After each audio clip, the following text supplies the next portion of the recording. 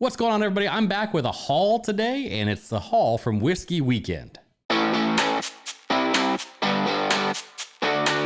So I mentioned a few times we went to Whiksey Weekend a few weekends back. That was in Franklin, Tennessee, just south of Nashville. Had a great time there. But we actually had a longer trip than that. We ended up coming up a week early, stopping in a little burb in Tennessee, and then heading to Dayton, Ohio, and seeing some friends and family, doing our live stream there. And so over the course, we stopped at a few places and picked up a few things. So this is gonna be the first haul video I give you guys. I know a few of you have been asking for a shopping video. That's in the works. This won't have the full shopping context, but this is kind of working my way up to it. So bear with me. I hope we have a lot of fun with this. Let me know if you've had any of these. Let me know how you feel about them. Some of them I have had, some of them haven't had. We're gonna see how they turn out. So good times. All right, so as I mentioned, the first day of the trip, we actually drove from here in Florida up to Clinton, Tennessee, which if any of you guys know where that is about 20 miles north of Knoxville. About all the time we had for the day was around 11 p.m. We said, let's turn in here. And in the morning, I still had to work a half day before we could drive up to Dayton the rest of the day. So Sarah took out because we realized that Friday night, which we were driving in on Friday, it was gonna be bottled and bond day. And we said we didn't bring anything bottled and bond with us to actually have on the live stream that night. And you guys may recall one of the bottles we picked up at SP's in Clinton, Tennessee was Early Times. Yeah, this is the new bottle, new recipe, if you will. So I will be sorely disappointed if somebody doesn't go in there and say, hey guy, the original recipe or original recipe, it's not KFC. The first recipe was way better. Please, somebody please just get that out of the way. Let's knock the comment out. But in honesty, I still don't think this one's a really bad one. We obviously opened it and drank some off of it.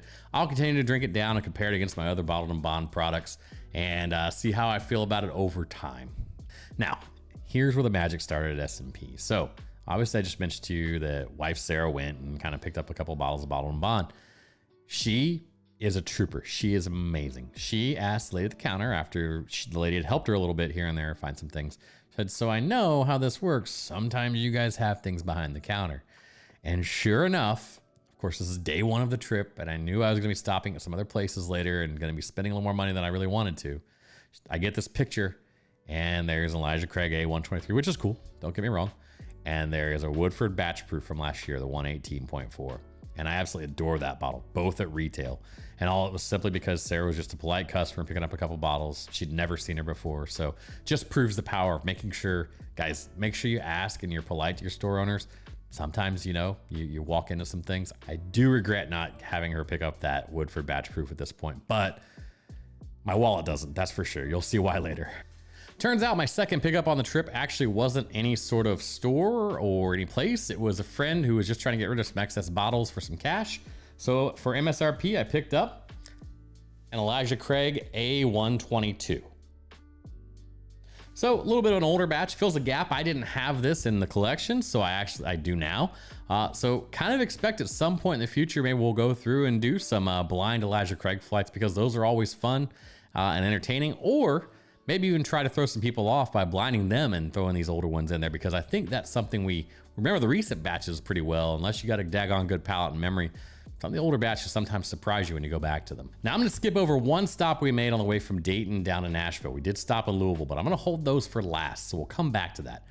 But the first day of Whiskey Weekend, we did a crawl, a store crawl, not a bar crawl or bourbon bar crawl. We literally went to some of their favorite stores down in and around Franklin, Tennessee. And so we went to Red Dog, was one of the stops we want. And I picked up something that I had had with Joe, if you guys were on a live stream way back, called Fortuna.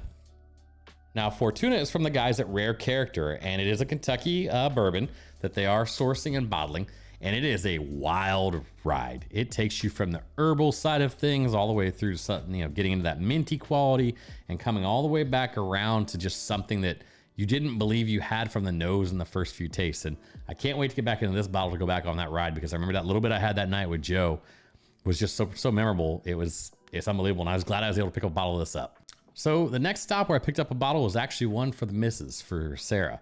She actually, we went to Elixir, was one of the stops on the tour near Franklin, Tennessee, and we all got Tarek. Apparently that's a thing. So Tarek is a store owner, and he's able to give out samples as Tennessee can, and it's nothing for him to be very generous with, not the amount, but the number of samples you're able to try till you find something. Well, He had Port Perry Perry open from Foregate and happened to have a few bottles of it, and the wife took a liking to it. And so guess what? Happy spouse, happy house.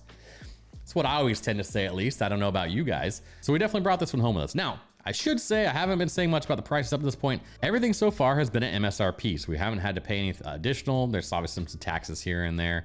That'll be the case for the next 2 bottles, but the last 2 we'll get into a little separately.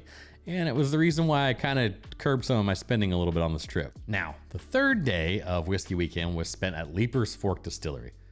This is a just adorable craft distillery in Leaper's Fork, Tennessee. Supposedly home of like Justin Timberlake and people like that. If you care about that kind of thing, that was kind of the buzz. I don't know. I happened to pick up both, so I'm going to show you one at a time of their products that they had offered in the gift shop at this time.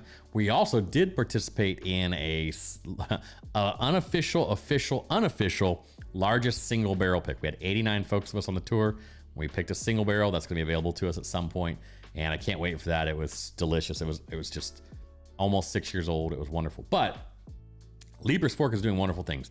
And you guys might recall, one of the things I've been telling you, I said on some live streams, really haven't put too much in the recorded content, is I want this year to be the year that I start to focus on some of the craft distilleries and learn more about that side of the house, because I think that's where you start to find your next stars. Don't think, I know it is, to be honest with you. Leaper's Fork is looking like they're gonna fit that bill, guys. These were about 80 bucks a piece, which isn't too bad. And the first is actually their Tennessee whiskey, bottled and bond.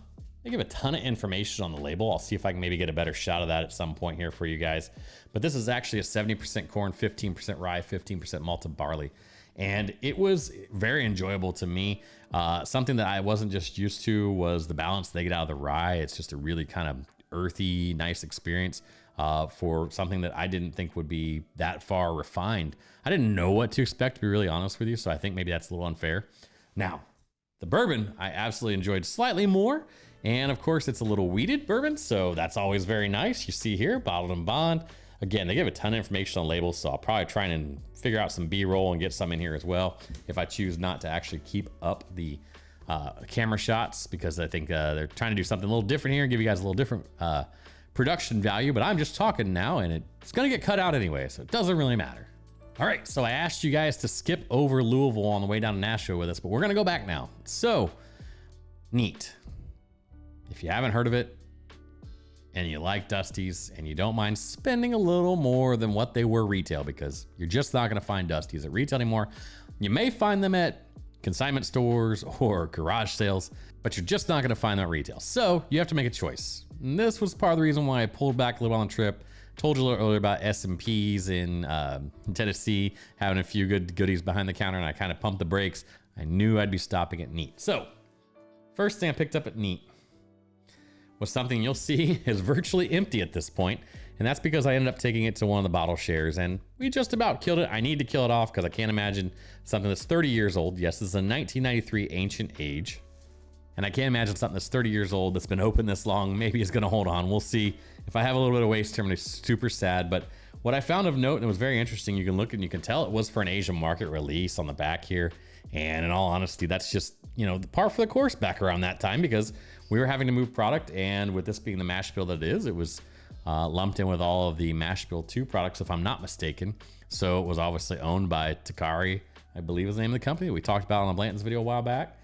And so of course they had, some rights and dibs on distribution. A lot of these bottles have found their way back. They are the old screw top bottles. This, in all seriousness, I purchased it for $129, I believe. Well worth it.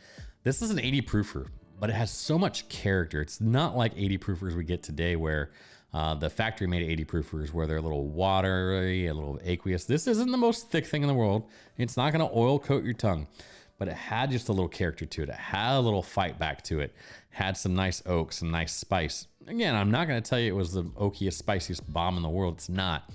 But to reach back to an age 30 years ago and say, wow, there was just something different about how this was made. It just really drives that home. All right, so the last bottle is the one that I had to swallow hard and make a decision. I knew I was gonna buy something nice. I knew it was not going to be cheap, and it is what it is. I saved it for last in this video. It is not open. I do not know when I will open it. And you guys know my love for all things Wild Turkey. It's a 1992 101 from Austin Nichols. So again, when you look at this bottle, you see a lot of the Japanese writing, the kanji. This obviously was going to an Asian market at one point. I was super excited to find this one. I'll be really upfront with you. I did spend north of $400 on this bottle. This is not one of those braggart type videos. This is absolutely not something I do that often. But I did want to have one in the collection because in all honesty, I'd had a similar bottle before and they drank very well.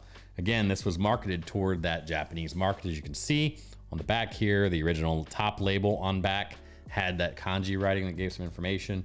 There was an original back label. It did come with it, but they had to tape it back on, unfortunately. That's okay. You kind of get that with some of these things and it works out.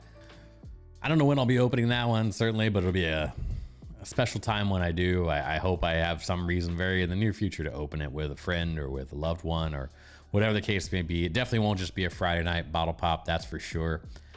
You know, and it really got me thinking. So have you been traveling recently or maybe in your hometown and gone out and done some shopping and had a haul that you maybe were interested in sharing, your maybe a prize bottle that you ran across or just a bottle that you just enjoy picking up every time you see it?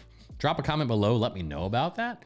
Also, if you could, please watch one of the videos linked above. And until next time, cheers.